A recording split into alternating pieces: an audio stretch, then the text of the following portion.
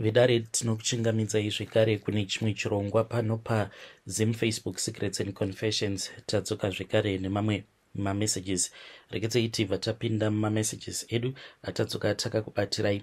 Message yedu yekutanga yakamira sekudai so: hanzi makadi zvenyu mukoma, ndinokumbirawo kuti munge muchindiposterawo nyaya yanguwo makaviga chitupa changu.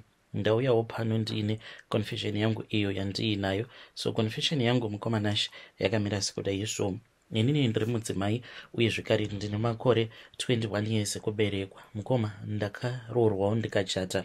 This was last year, but ndainge ndagara ndiine mukomana wangu nechekare, but amai vangu vakabva vachizondimanikidzira kuti ndinge ndichizoroorwa nemurume wandainge ndisingadi. Saka ipapo pavakandiudza kuti vainge vachida kuti ndinge ndichizoroorwa naye murume uyu, ndakanetsana navo amai, but mushure mekunge vazogara neni pasi, me and my mom, we really had a very lengthy discussion about this. Like, one thing about my mom, she is very smart, a very intelligent woman, and she got to the place where she is right now because of some of her smart decisions. Amai vangu vakatombosvika pakudanana nemaministers, vakatotengerwa dzimba, and sometimes she would even go as far as pretending that she was pregnant for the man that she would be dating.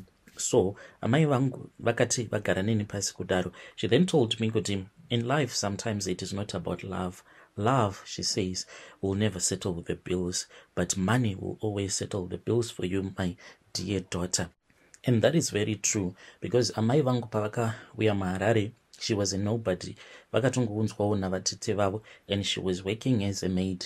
Zvino vakati vachishanda kumayadi ndo pavakabva vachizotanga kudanana nevarume vane mari, and she used to manipulate them until vachizonosvika pakuzodanana naminister vaya vekuzoshaika. So mukoma Nash, my mom, then explained it to me, vakati, just imagine if I had told myself kuti true love is all that matters, because kumusha vaitoti vainge vakatosiya mukomana wavo uyo ainge achifanira kuti ange achizovaroora, ainge atoriwo mufudzi wemombe. So hanzi, that was her true love, but she chose to abandon her true love because she wanted to make sure that she gave herself financial security by dating varume vainge vagara vaine mari dzavo, and doing it in a wise way, pretending as if she was innocent but also cunning and wise as a serpent at the same time. Saka amai vakabva vanditi, if I had married fudza mombe riya, it means kuti zvimwe kuda nazvino tingadei tichitambudzika tichirarama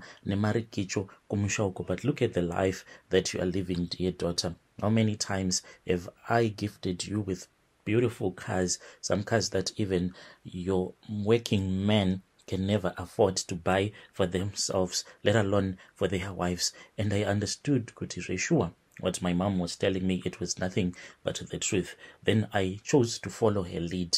So this guy whom I got married to, all along he had been abroad. Saka akabva achizotaura naamai vake, akabva ati, mama, as you know kuti kunoku ndakamboroora, but me and the girl that we got married to, because of cultural differences, even though she is Zim, her parents were Zim born, but she has never came to Zim. So they had been fighting a lot until they got a divorce. So after that, that was when paakazochitaura naamai vake akabva ati, mama, toda kuti munge muchinditsvakira muroora, a good Zimbabwean woman, a true Zimbabwean woman who is going to respect our culture.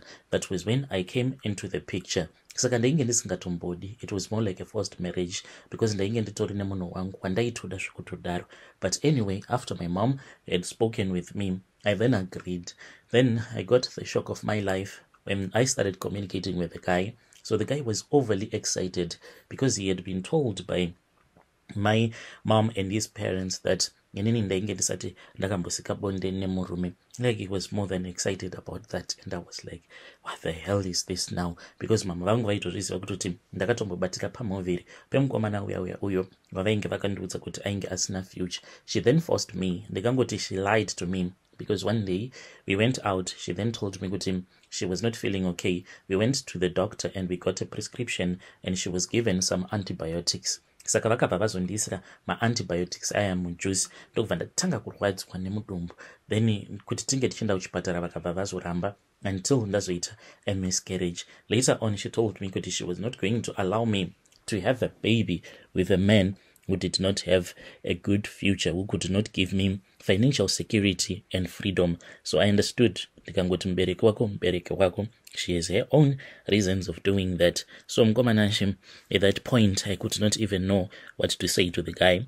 I then went along with the flow. Then the following morning, when we were sitting down over a bowl of cereals, me and my mom, we were discussing about this. And that was when patakazovabvunza ndikati, ko mama, ko vanhu ava, why makazovaudza kuti inini I have never known a man yet michitoziva kuti ndakambobatira pamoviri. So my mom then said to me kuti she was still going to look for a way, and I should not mention the fact that ndakambobvisa pamoviri. Ndikati okay, cool. Then there was this other time pamba pakangosvika umwe mukadzi wechikuru. Saka mukadzi uyu akangondibvunza mibvunzo yakasiyana-siyana, like kuti ndakarara nevarume vangani in my life, and she was like, you need to be very honest with me. Ndakanyara mukomanashi ndichiudza amai vangu kuti so far varume vandainge ndakasangana navo pabonde kubva zvandakaziva chinonzi munhurume, ndainge ndasangana nevarume vanokwana ivo kuita 4 pabonde vakasiyana. My mom looked at me with disgust and horror as she was shaking her head. Mukomanashi then amai vave vakabva vazoti no stress, she was going to see what she can do. Ndokubva vachizotora chipfeko changu chemukati. Ndakatonzi ndinge ndichienda kunochikurura kuspare bedroom kwangu. Ndakaenda ndikanochikurura uye zvekare nekapenti liner kandainge ndinako at that time. I then returned back with the items. Ndokubva ndazopiwa kachipaper bag, ndokubva ndazoisa mukapaper bag kaya. Vakabva vazondipa shizha. Handizivi kuti ishizha remuti wakaita sei. Ndikabva ndazonzi ndo randaifanira kuti ndige ndichizoshandisa shizha iroro kuzonosvika rizonooma is sort of like my panty liner. Ndikabva ndaita sekudaro. Saka amai ava vakazoenda nezvipfeko zvangu zvemukati zviya for about a week. Then ndokubva vachizodzoka. Pavakadzoka mukoma vane nyora idzo dzavakazonditemerera. Then the third part was we were supposed to go to a place. Takabva tazoenda kumba kwavo. Takati tasvika kumba kwavo kuya vainge vaine tsono yavainge vainayo. Tsono iyi, to my surprise, handizivi kuti mishonga yavakatanga vandinwisa ndo yakaita kuti ndisanzwa pain here, but vakabva vatanga kundibaya musikarudzi mangu. Vakandibaya-baya, vachindibaya-baya musikarudzi mangu. Vapedza kudaro ndo pandakabva ndazonzi ndaifanira kuti ndige ndichizoita mwedzi, but ndaizofanira kuzozviita zvinhu izvi kana paya tava kuda kunochata nemurume wangu. Ndine mishonga yandaifanira kuswera ndakapakira kusikarudzi kwangu, uye zvekare ndaizoti paya kana ndogeza usiku ndisazogeza nesipo, ndisazozvipukuta, uye zvekare kana ndapedza kudaro ndobva ndazobvisa mishonga iyaya. Then kana ndadaro ndobva ndageza sikarudzi yangu nemvura inenge isina sipo. Then ndobva ndazonorara. Mukunorara ndaiva neimwe zvekare iyo yandairara ndakapfekedzera musikarudzi mangu. Mangwana acho makuseni ndichingonomuka ndisati ndaita weti yayo yemakuseni ndaifanira kuti ndige ndichizobvisa mishonga iyaya. Kana ndapedza ndobva ndachizoita weti muchigaba, ndobva ndazotanga kugeza sikarudzi yangu. Then kana ndapedza, kana ndichida kugeza ndogeza zvangu, ndobva ndazopfekera iyaya iyo yandaizoswera ndakapfeka. Izvi ndakazviita kwemwedzi wose. This was after I had gotten married. Akatombondinyengerera achiti iwe watova mukadzi wangu, tadii tangoita this thing, let us just do the deed. But ndainge ndichiramba semunhu ainge ari pakosi yake to bring back my virginity. Then we got married. Mukomanashi, by the time that we got married, kana ndega ndaiti pakunogeza paya, kana chikunwe chainge chava kusatopinda, ndikatoziva kuti yainge yatova zhula.